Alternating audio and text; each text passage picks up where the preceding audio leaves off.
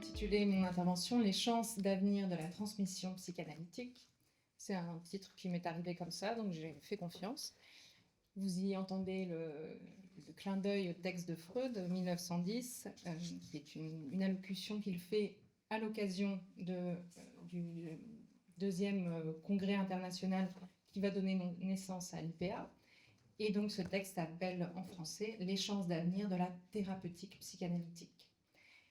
Je me doutais bien de ce qui m'avait poussé vers ce texte, puisque c'est dans ce texte que se trouve l'idée qui est la pierre angulaire de la formation du psychanalyste au RPH, vous l'avez entendu depuis ce matin, que la psychanalyse du psychanalyste est sans fin tout au long de son exercice clinique.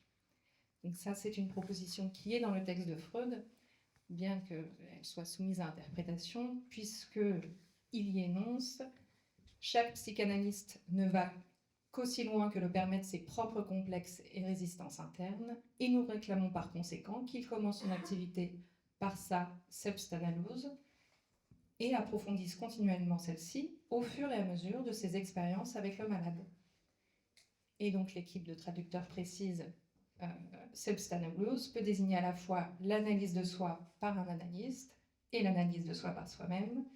Et ils nous disent « Ce passage a été interprété des deux façons. » Pour ma part, je me demande par qui il a été interprété, comme psychanalyse continuelle du psychanalyste, tout au long de sa pratique clinique, à part par Fernando de Amorim au RPH.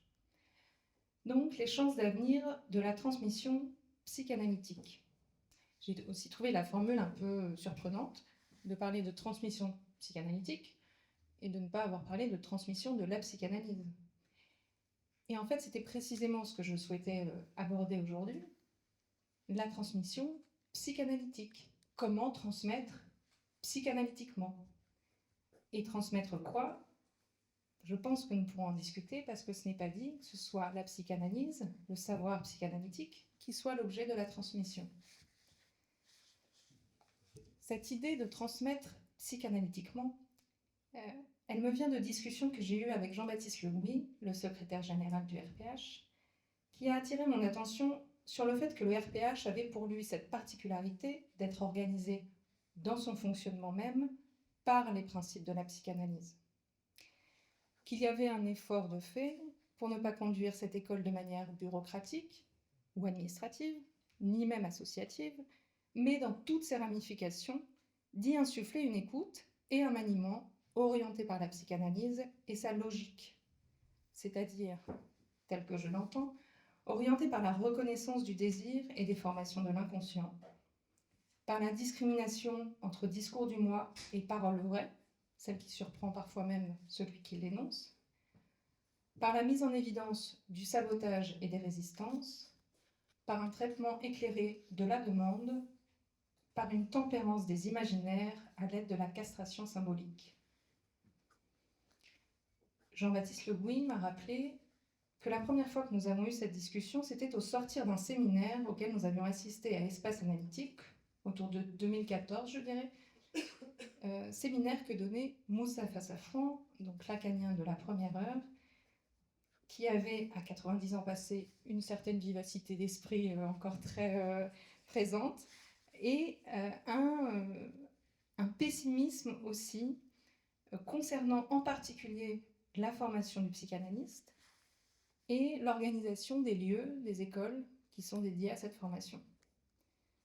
Il faut dire que depuis 1949, début de sa pratique, il avait dû vivre et voir un certain nombre d'écueils dans les écoles et les associations qu'il avait fréquentées.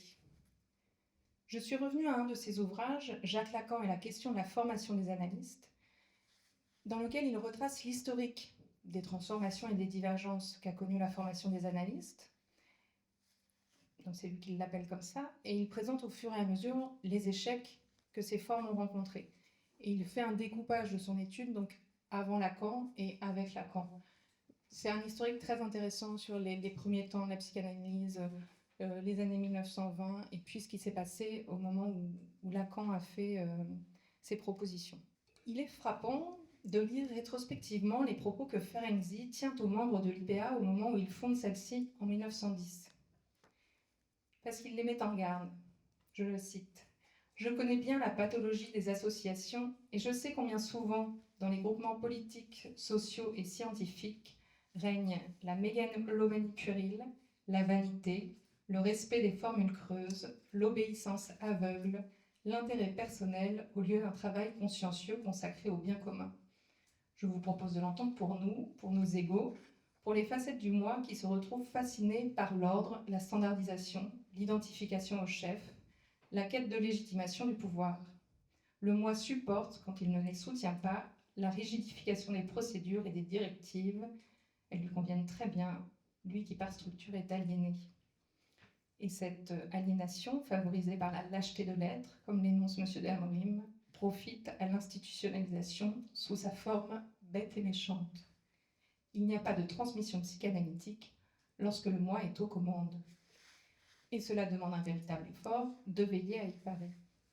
Effort qui a manifestement poussé Jacques Lacan à établir ses propositions, à commencer par celle de dénoncer le règne de l'imaginaire et les dérives qu'empruntaient les courants se proclamant de Freud, l'égo-psychologie en premier lieu.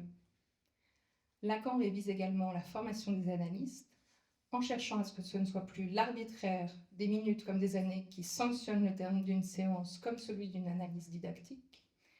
Il opère une refonte de la formation et de l'enseignement de la psychanalyse pour qu'elle repose sur le principe de la fonction fondatrice de la parole. Nous l'avons entendu ce matin, l'IPA interviendra rapidement en 1953, d'abord, en 1964 ensuite. Comme le constate Elisabeth Roudinesco, l'IPA admet en son sein toutes les divergences doctrinales et tous les courants qui se réclament du freudisme. En revanche, elle interdit la transgression des règles techniques, celles précisément qui constituent le système de standardisation mondiale érigé. Qu'est-ce qu'avec ça je tiens à souligner? Que le positionnement de Lacan n'est pas celui d'une dissidence, c'est-à-dire d'une opposition critique à la doctrine de Freud. Dans la scission, ce qui est questionné et contesté, c'est l'autorité légitime de l'institution qui représente la doctrine. Entendons bien avec Elisabeth Roudinesco qu'à l'opposé des autres courants qui cherchent à dépasser le freudisme, Lacan mit en effet en place une relève orthodoxe des textes freudiens, son retour à Freud. En reprochant à l'institution freudienne l'IPA de n'être plus freudienne, il se retrouve contraint de fonder un nouveau lieu de légitimité pour l'exercice de la psychanalyse, l'école freudienne de Paris. 1964. Et qu'est-ce que ce terme « école » incarne de particulier?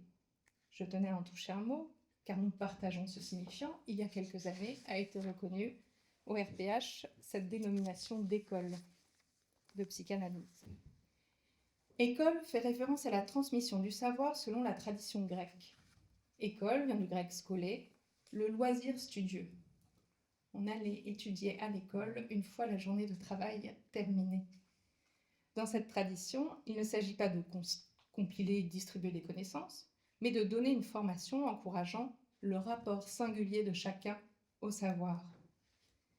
Donc plutôt que la transmission d'un savoir, nous devrions plutôt parler de la transmission des conditions propices, pour certaines indispensables, à la construction de ce savoir pour chacun.